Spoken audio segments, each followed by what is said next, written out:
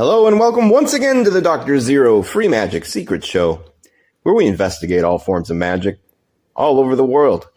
And today we're going to take a deeper look at coven politics and group dynamics. Because simply put, anytime you put together a group of any kind, whether it be, volunteer work or protesters or magical orders, a lot of times the group becomes about the group, and it is no longer about the thing you're actively doing or pursuing or researching or whatever. And the same, you could say, problems occur across the board. So talking about trying to make covens work or some of the problems that you will face, coven politicking, there's a part from a book called Prime Chaos by Phil Hine. And Phil Hine is a guy who wrote a lot about chaos magic and was involved in that whole current. He's since kind of moved away a little bit and done something else, but he has a lot to say. And this Prime Chaos book is a great source of information in general. It's by the Original Falcon Press. And if you get it, the cover is by William S. Burroughs.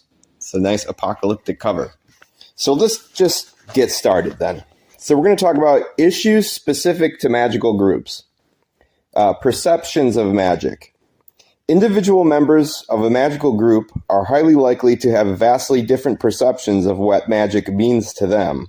To a large extent, this factor is related to the consensual belief system shared by members of the group. For purposes of discussion, I will make the distinction between loose and tight consensual belief systems. An example of a tight consensual system would be a Wiccan group wherein all the members share the overall belief system known as Wicca. In contrast, a chaos magic group could be generally characterized as loose, in that members would be much more likely to have divergent personal beliefs and loosely agree on a few principles. This is an important issue as engagement in a shared tradition or belief system can be a contributing factor towards group cohesiveness. Where beliefs are convergent, members can feel assured that their personal feelings are more likely to be shared and therefore understood by other members. When beliefs are divergent, members will have to explain themselves more and therefore incur risks with each other. The challenge of change. Similarly, a group will be affected by the divergence of belief which arises out of its performance. It is in the nature of magic that as individuals progress with their own work and in the work of the group as a whole, their attitudes, beliefs, and values relating to magic change. This change may be gradual or sudden, as in the case of members experiencing spiritual revelations, illuminations, or initiatory periods, as exemplified by what St. John of the Cross termed the dark night of the soul. It should be obvious that these changes can lead to conflicts and tensions within the group. In a tight belief group, the expression of changes of belief can become problematic, particularly if group norms consider the tradition of belief to be inviolate, that is, not open to question or change. Even in comparatively loose belief groups, apparent threats to the group's established norms may be met with hostility. This is particularly apparent in groups where allegiance to the group's tradition is given a higher normative value than that of individual flexibility. Hence the phrase magical differences, which is often used to explain the reason why individuals leave a group. Conflicting values. This issue is further complicated by the tendency for group members to assume that the group as a whole shares the same general beliefs and attitudes towards aspects of magic that they themselves adhere to. A prime example of this occurs in sorcery workings, where a member proposes that a healing or cursing operation take place, assuming that other members share the same values relating to these acts. This can become a problem when the assumption is challenged. When a group norms have been established, usually implicitly rather than explicitly, on the lines that all members' contributions are valued and that all members should support each other's magical work, members whose proposals are challenged tend to feel personally slighted. Equally, members who challenge are likely to feel uncomfortable in interrupting the group task and having to disclose their personal values and challenging another member. This kind of situation is accentuated when the group is under a time restriction. Often, it is felt that it is easier to go along with a situation which one is not entirely comfortable with, rather than rock the boat. Related to this is the consensual belief, often held to be factual, that magical workings by a group are somehow more powerful than solo workings. When a member asks the group to support a working, there is usually an implication that it is of great importance. Therefore, a challenge made concerning the value, subject, or morality of the working is more likely to be taken personally. Confrontations of this type challenge the assumed we-ness of the group, but also provide a focus for the elaboration of personal differences and divergent opinions within the group. This requires careful management. Group members need reassurance that the challenging of one particular instance of their ideas is not, as it is often taken, a challenge of their entire historical input to the group. Phrases such as "we all feel" or "we all should" are often used to make it all-inclusive statements which, whilst appearing to the mutual sense of weakness in the group, also use that we-ness feeling as a block against being challenged. One effective approach is for the leader to draw attention to the divergent beliefs and interests within the group at an early stage and encourage discussion of this diversity, perhaps suggesting that the group could spend a period exploring any specific interest areas in turn. This provides an opportunity for members to appreciate each other's magical backgrounds, to find out where each individual is coming from and in what directions the group can move. This can be effective if each individual is willing, perhaps with assistance, to lead a session exploring his own interest areas. It is, of course, useful if group members can discuss issues relating to personal and shared values prior to actually engaging in magical work, which might relate to those values. It is also useful for the group to discuss a general proposition that, whilst members are encouraged to support that work of the group as a whole, they each have the right not to participate in activities which they find repugnant on the grounds of taste, ethics, or personal preference. If a member of the group doesn't wish to participate in a particular ritual or event, they should be able to say so, without feeling that they are letting the group down or causing problems for everyone else. Now, contribution to the group process/task. A common source of conflict which can arise in groups is that of perceived differences in individuals' contributions to the overall group process and its tasks. This tends to be voiced by phrases such as, "I do all this," and "I'm not appreciated by you," or "without me, the group couldn't function." Individuals who put a lot of effort into a group may at some point come to expect an unrealistic level of appreciation from other members, which is often related to issues around respect for their perceived status within the group. When their views or ideas for the group are challenged, they become defensive and threaten the withdrawal of their input, often citing their historical contribution to the group in order to illustrate the unfairness of how they feel they are being treated. There is thus a misperception on the part of the individual that their high level of contribution to the group affords them a higher status within the group as a whole, so that they do not expect to be challenged about their ideas or behavior. Magical groups often attract dynamic individuals who will quite happily take on set tasks within the group, but also see the need for other tasks which have not yet been identified by the group as a whole and throw themselves into creating them. For example, a member might feel that the group needs a newsletter, a historical archive of members' magical work, or an extensive range of props for ceremonial or ritual use. These ideas are usually met with approval from other members. The problem here is not so much that individual members want to do more work for the group, but that having decided to take these additional tasks on, members may well come to have unrealistic expectations about the consequences of their additional input, leading into the scenario outlined above. Related to this is the issue of tangible as opposed to intangible contributions to the group process. Members who make tangible contributions, the newsletter, magical archive, or elaborate ritual props, to the group may discount the contributions of group members which are less apparent, such as the individuals who manifest the roles of supporter, questioner, or joker within the group. Conflict over this issue can result in the aggrieved individuals leaving the group. It becomes extremely difficult to resolve the situation unless those members become willing to examine their own personal motivations, which underlie their impetus towards making contributions over and above the norm, as it were. Such individuals need reassurance that their contributions to the group are valued, but also need to acknowledge that they should not expect a higher status within the group as a direct consequence of their extra efforts. This can be particularly difficult when it is felt by such members that the rest of the group is not giving sufficient support to a project which they have started on their own initiative, so that it becomes the fault of the group, for example, that the newsletter is not being supported. It is often easier for the aggrieved member to blame the group for not supporting their project rather than saying, well, perhaps we don't really need a newsletter. Again, this relates to the perception of common aims and values within the group. Support or tacit agreement by the group as a whole of an individual's member's project does not necessarily mean that the rest of the group will automatically give the same level of importance to the project that the member who initiates it does, though this is often assumed to be the case. Orientation of tasks within the group can require careful management. If, within a group situation, the major contributions to its work is continually coming from the same people, they are likely to be very quickly become bored and continually supporting the others. Unless a magician is purposely seeking to have a group who entirely follows his ideas and plans, this is a very unsatisfying situation for all concerned. Task orientation needs to be formalized to varying degrees and set up on a rational basis. Ability, interest, and responsibility are the main criteria here.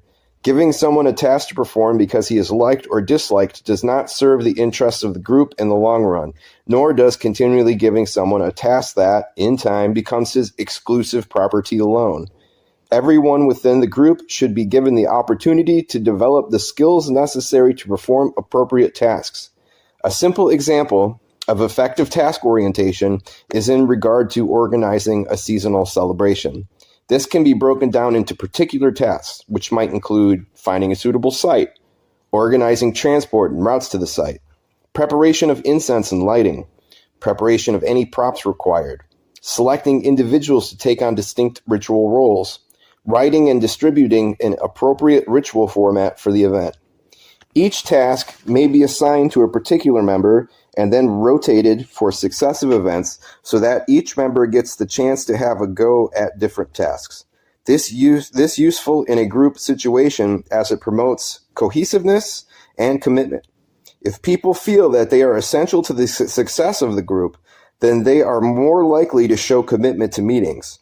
Furthermore, this can aid the process of members forming friendships which go beyond the immediate group meeting places. I have found that in general, group members who restrict their interactions with other members to formal group meetings find it harder to participate in the more intimate aspects of the group's experience. So, challenges to authority. Magical groups often attract individuals who desire to be perceived as authorities on the subject by virtue of their professed expertise or having attained some particular degree of initiation. Such individuals may not be formally recognized or designated as leaders in the group, although they may be accorded a high status within the group if other members collude with their identification of being authorities. Conflict can arise within a group when an authority or other members feel that the position of the particular authority is being challenged. The legitimization of authority is a complex issue. It can be that the perceived authority is held to be the most experienced person in the group.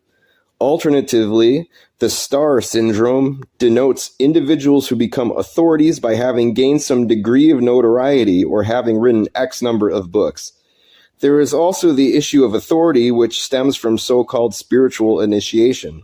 The problem with spiritual authority is that it is rarely open to close inspection by others, and it is fairly easy for a charismatic and forceful person to claim moral superiority to others on the basis of a higher initiation which is not a priori open to inspection. Such was the position of some of the leaders in the Golden Dawn and many of its imitators since. Anyone may make the claim that due to a divine illumination, he has a mandate to lead and inform others, but of course not everyone is in a position to carry it across in a group. The magical group, of course, is often the ideal place to make such a claim and make it stick, and so a good number of would-be gurus and magi have managed to fool at least some people for quite a long period of time. The problem with having, as it were, God on your side is that it tends to inspire the individual with a tendency towards absolutism. Paranoia is an inevitable consequence, probably due to the feeling that anyone who dares to criticize or merely express a different opinion is also calling into question the very authenticity of the person's initiation and therefore authority. In the present context, perceived challenges to established authorities within the group can easily become a conflict which polarizes the group into followers and heretics. This can lead to dissatisfied members leaving the group or schism within a larger organization. Internal schism within a group is, in a way, self-regulating, in that it makes a further polarization between followers and enemies.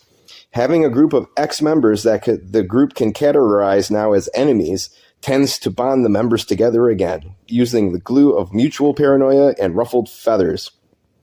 The next course of action is all too familiar: psychic attack, magical battles, sniping through the pages of the occult press, and so forth. If the members feel that they have truth, God, or the great work on their side, then the perceived enemies automatically become black magicians or Satanists.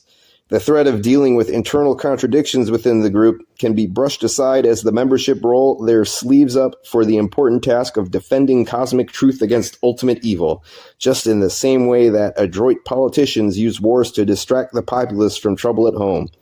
Studies of groups, such as religious cults, indicates that groups are remarkably resilient in upholding their shared beliefs in the face of threats to their continued existence.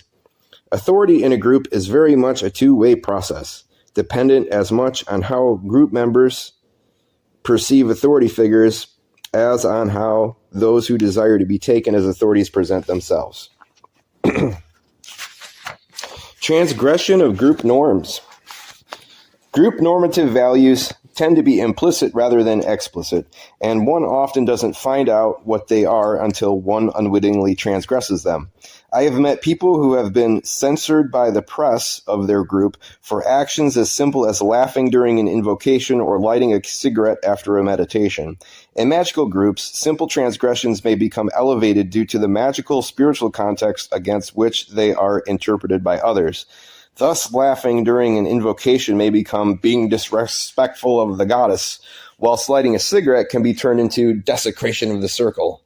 Often, such transgressions are not voiced openly, and the maldoer gets the cold shoulder treatment from other members and is left to work out himself what he has done wrong. And finally, we have to talk about sexuality in groups, right?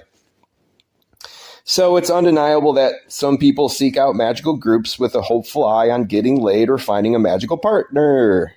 Of course, this will be the case for any type of group. It is also, sadly, the case that the leaders of some groups tend to view new members as the new sources of nookie. Of course, this is rarely stated boldly, and so new members to magical groups are sometimes informed that they have so much potential that they are going to be immediately given a higher initiation, which involves sacred, of course, sexual intercourse with the leaders of the group, or that they were soulmates in a previous incarnation. Sexual behavior between group members, like any other form of behavior, gets justified on the grounds that it is somehow magical, which means that normal discrimination, preferences, or feelings ideally shouldn't apply. The argument one often hears is that magicians should be able to rise above personal feelings when one learns that, for example, the high priest of the group has been shagging your partner for the last 2 months. That members of magical groups should experience strong feelings for each other, which may or may not manifest as sexual activity, is unsurprising. What makes all the difference, of course, is how the individuals concerned, and to some extent the group as a whole, handle it. Like other group issues, this is often tricky, particularly as we tend to think of our sexual lives as personal and no one else's business. It is naive, however, to believe that sexual interchanges that go on between group members will pass unnoticed by everyone else. It's as well to be aware that personal feelings, fears, attitudes, inhibitions, etc. do not simply go away when the circle is cast or the temple door closed. Magic, as seen through the lens of the popular media, is very much associated with sexual orgies. It may be paradoxical, then, when we consider that even though magicians acknowledge the power of sexuality, its group effects have received little attention. Group sexual gnosis tends to manifest only in fairly well-defined spaces and usually at times when normality has been suspended to avoid later conflict and repercussions. Use of sexual gnosis in a group situation does not necessarily imply an orgiastic free-for-all, merely the awareness that sexual behavior is a powerful route to ecstasy. Again, sexual gnosis can appear as a feature of mind control groups, but while group sexual gnosis can be a powerful conditioner, it may also be a powerful deconditioner. To be utilized successfully, it requires careful group management prior, during, and after any operations. It is imperative that participants feel emotionally secure with each other and that a high level of trust has been secured. However, it should also be noted that when the focus of a group's behavior becomes entirely based around sex, it tends to lose any wider impetus. So, that's your little lesson for today on the Dr. Zero Free Magic Secret Show. Hit that subscribe button. Let people know I exist. Post these videos on social media, whatever, what have you. And plenty more episodes coming your way in the very near future. And all that said, as always, here's a rockin' outro just for you folks. All right, later.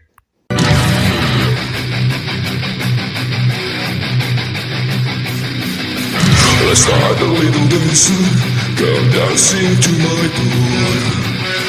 Let's dive a little angel, came pumping to the floor. She said, come baby, I got license for love. Well, infinity smiles, right here from above.